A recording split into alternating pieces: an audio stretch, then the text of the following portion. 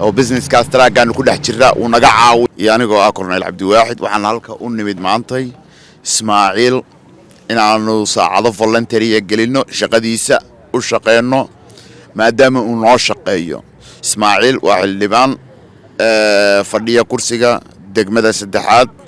Columbus Ohio una tartamaya hadeer in dib loo doorto Ismaaciil wax badan buu qabtay wuxuu qabtay aadaankii masaajidka oo noo dhameeyay wuxuu qabtay wadooyin uu dad Soomaaliya ixtiraam kale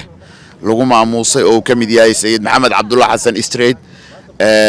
wuxuu qabtay Macy's oo salaada u diiday dadkii Soomaaliyeed inuu u dagaalamay dib ugu soo celiyay salaadoodii wuxuu qabtay gabdho badan oo caruur laga qaatay oo caruurtoodii familiyadii dib isugu soo celiyay accidentiyada anagu aanu gal traagley baanu nahay anagu oo businesskaas taraagaanu ku dhex jira uu naga caawiya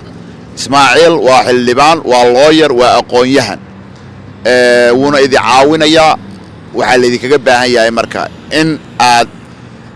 maal gashataan si aad biri u maashaan Ismaaciil vote for Ismaaciil degmada saddexaad soo baxa Soomaaliya codkiina siiya waa wiil Soomaaliyeed aqoonteedii leh isla tijaabiyay